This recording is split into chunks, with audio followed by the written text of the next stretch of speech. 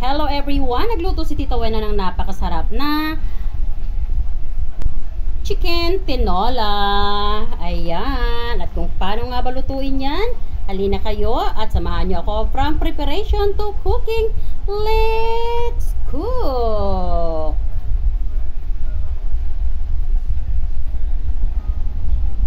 Hello everyone! Ayan, lunch time. So, samahan nyo si Tita Wena. Tayo ay titinola. Meron tayo ditong chicken breast.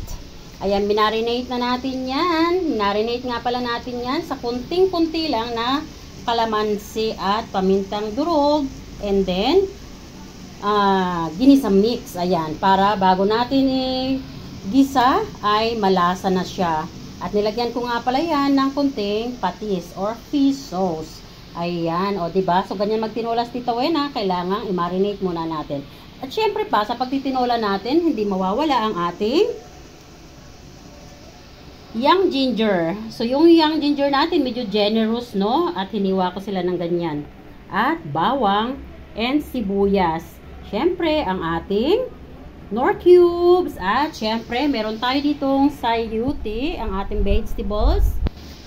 Ayan. At syempre, hindi mawawala ang sili. A little bit spicy is life. Yes. At ang gagamitin natin, instead of dahon ng sili, ay Chinese cabbage. Dahil wala tayong dahon ng sili.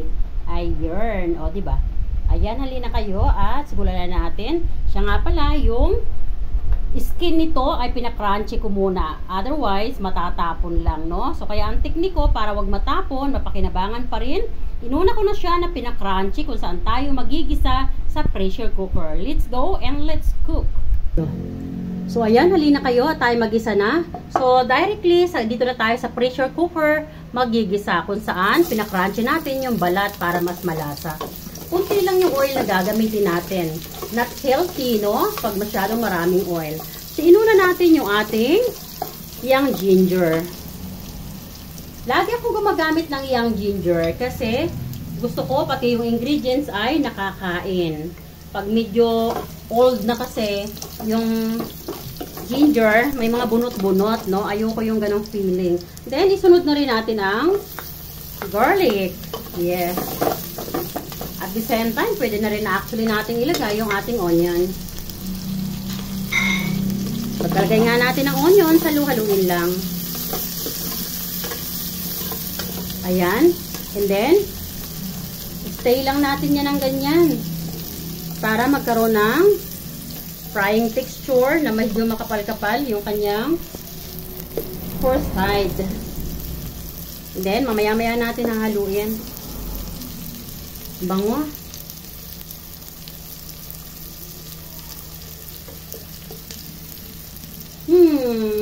Super bango. Ayan, pwede na natin i-saute. Duran. O, diba? Napakabango, guys. Kumusta kayo?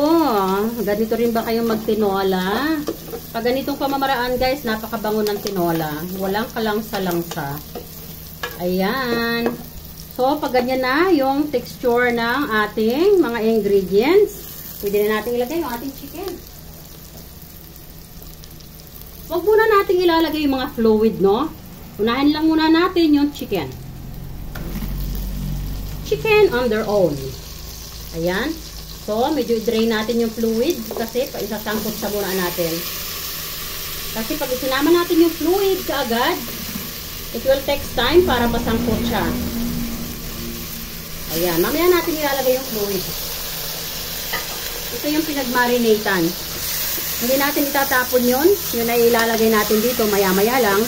Once na, totally nasangkot siya na to.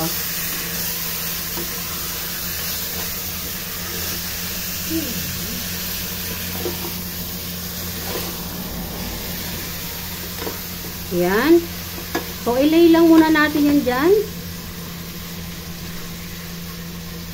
And after a few minutes, pa nagkaroon na ng frying texture and other side, of course, the other side naman. Ayan. So, dyan lang muna yan. So, ayun guys. After a few minutes, ay pwede nating baliktarin. You see, wala pa rin siyang frying texture. Pero baliktarin na natin para magkaroon ng balancing. Ayan. And then, hayaan lang ulit natin na nakaganyan muna.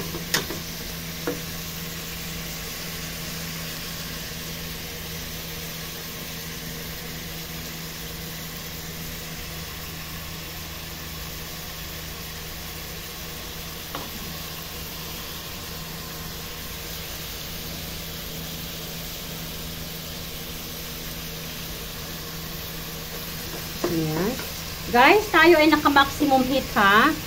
Naka-maximum heat tayo para makuha natin kaagad yung frying texture ng ating chicken na niluluto. Nakakadagdag kasi sa aroma yung frying texture ng ating pagkasangkot siya.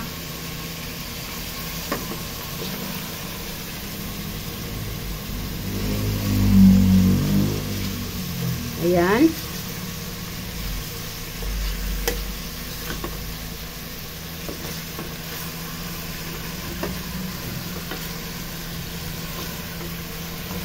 Bango. Super.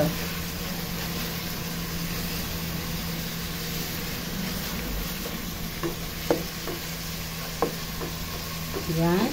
Kung napapansin nyo, ang lalaki ng hiwa ng aking chicken, ano? Kasi bawat isang tao, isang hiwa.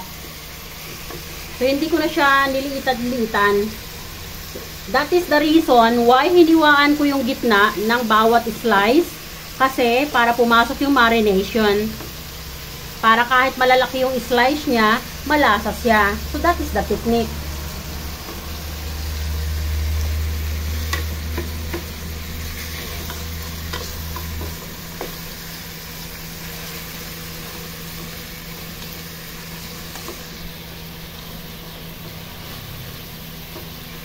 So, ayan guys. So, if you can see, ayan, mayroon na siyang frying texture. O, diba? So, this time, ay pwede na nating haluin. And then, sa pagkakataong ito, ay pwede na nga nating ilagay yung ating yung fluid ng pinag-marinate natin. So, nakita nyo, wala siyang blood, no? Why?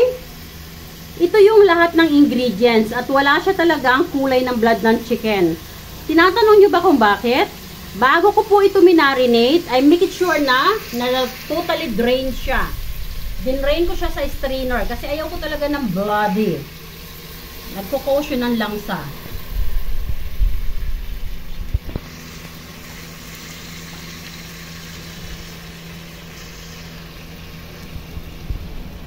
Ilagay na natin yung ating cubes. Maglagay na tayo ng enough na sabaw para maluto. At the same time, mayroon tayong pangsabaw sa kanin. Meron tayong mahihigop na masarap na sabaw. So, once again, ay haluin natin. Ayan, matapos nating haluin.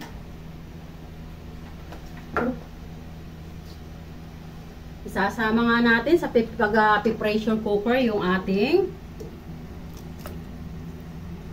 sayute. Mabilis lang kasi maluto ang chicken, ano?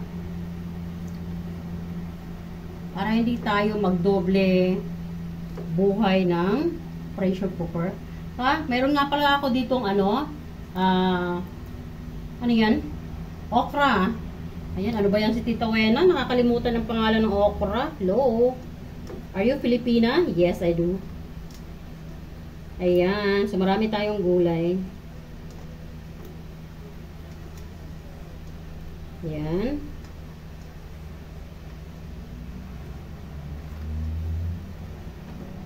So, mamaya ko ito ilalagay.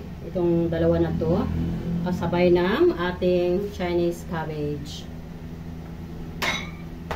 So, bago natin takpan, maglagay na tayo ng kunting sugar to balance the taste. If you notice guys, hindi na tayo naglalagay ng ingredients, no? Kasi yung marination is kumpleto na ng ingredients. And all that ingredients, I have mentioned already earlier. Yan, takpan na natin. We have to make it sure that fully secured ang ating pressure cooker. Let's make it sure na ito ay flexible siya para makalabas yung pressure, no? And then, ito naman, dapat tight na tight para yung pressure niya ay totally nag-work out para maluto yung ating chicken. Yes. So, ayan. So, hintayin natin guys na mag-sizzle yan. Once na mag-sizzle yan guys, doon tayo mag-start mag-count, no? And then, lulutuin nga lang pala natin ito ng 7 minutes, no? Sa medium heat. Ayan. So, finally, pagdating ng 7 minutes, that is okay na. At, i-cool down lang natin yung pressure cooker. Pwede na nating buksan yon. Then, from now on, we have to start na mag-sizzle na ang ating pressure cooker. So, ayan mga best, ang ating tinola ay nag-whistle na. And, from now on, mag-count na tayo ng 1 to 8 minutes. Yes, ayan. At, hinaan natin ng konti ang apoy. Lagay lang natin sa medium heat. Ayan. Ayan, at nakumpleto na nga natin ang 8 minutes. Pwede na po natin patayin ang apoy. Ayan, pagkapatay natin ang apoy, wag munang bubuksan ha, para hindi mag-cause ng injury sa inyo at para hindi mag-explode. So, the easy way na para ma-drain ka agad o para ma-cool down ka agad, itong gumagalaw na yan, tanggalin natin yan. But be careful guys sa pagtatanggal ha. We'll show you how. Ayan, hawakan. Mabilis lang.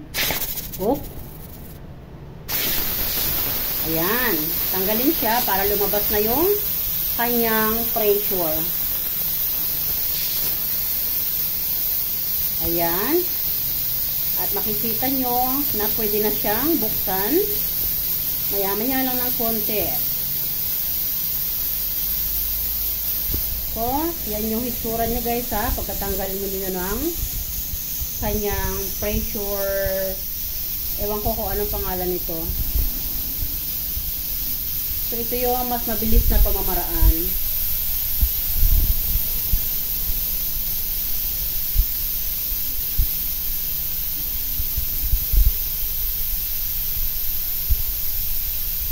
Running 2 minutes din pala na magpa-cool down. Pagkatapos nating tanggalin yung nasa ibabaw na yon. Then listen very carefully guys ha, kasi may maririnig kayong sound na sign yun na pwede nyo nang buksan.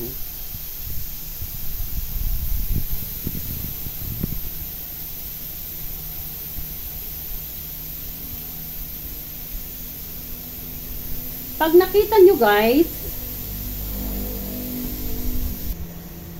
once na bumaba na ito, yan, yung nakikita nyo yung stainless na yan, once na bumaba na yan, that is the sign na pwede nyo nang buksan guys, no? So while hindi pa yan bumababa, means hindi pa siya pwedeng buksan.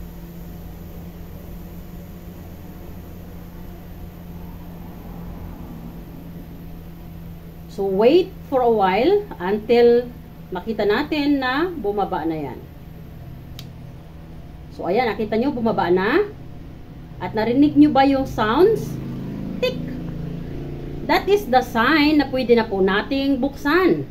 So, bubuksan na natin ngayon at ilalagay na natin ang gulay. So, ayan guys. Dahil kumukulo-kulo pa yan, nakita nyo.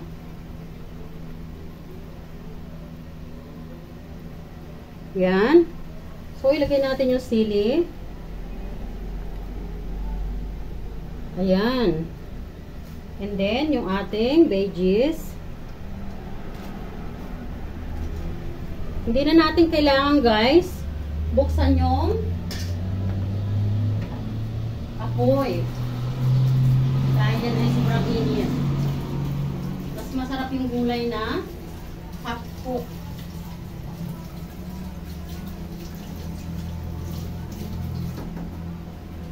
So, ididip lang natin yan. Ayan. Sa sobrang init ng sabaw, guys, may maluluto siya kusa. Ayan. Bango naman ang ating ulam. I want to take the chicken and I want to show you. Kasi dito na tayo mag-i-end ng video. So, ito na yung ating chicken. Look at that. Ayan. So, ang lambot ng chicken natin, di ba? Ooh, sarap. So, ayan. At yung ating sayote, tingnan nyo buong-buo pa rin, oh. That is just good, di ba? Kaya isinabay na natin yung sayote sa pagpi-pressure cooker para pagka-cool down natin ng pressure cooker, hindi na natin kailangang buksan ulit yung apoy para pakuluin ulit at ilagay yung mga gulay. So, inilagay natin yung ating Chinese cabbage. Hindi na kailangan buksan yung apoy dahil mainit na mainit yung sabaw dahil ka-off lang natin ng pressure cooker. Yes. O, diba? Advantage. So, huwag niyong isipin na hindi pwedeng ilagay sa pressure cooker yung sayote kasi ma-overcook. Hindi. Okay lang po yun. Dahil ang sayote ay matagal din pong lutuin. So, ayan. Salamat na muli sa inyong panunood. Dito na lang tayo matatapos.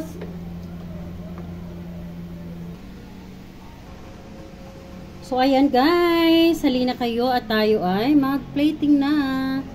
Jaran!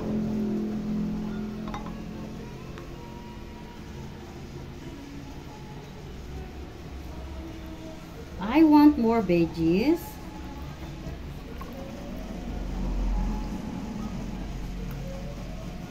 And chicken.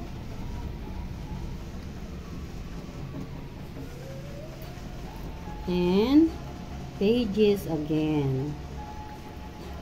Let's put the soup. Ooh, sabaw pa lang talaga naman. Sabaw is life. Ayan.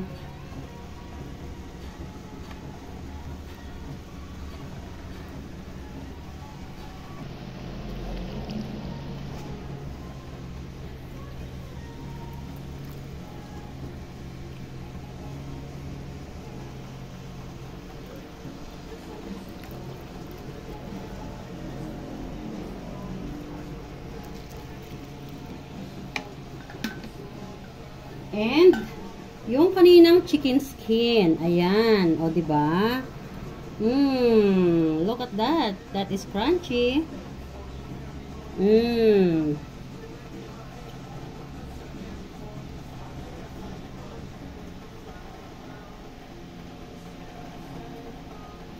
So, ayan. Salamat na muli sa inyong panunood. And Tita Wayna always saying, don't forget to keep loving one another. I love you all guys and God bless.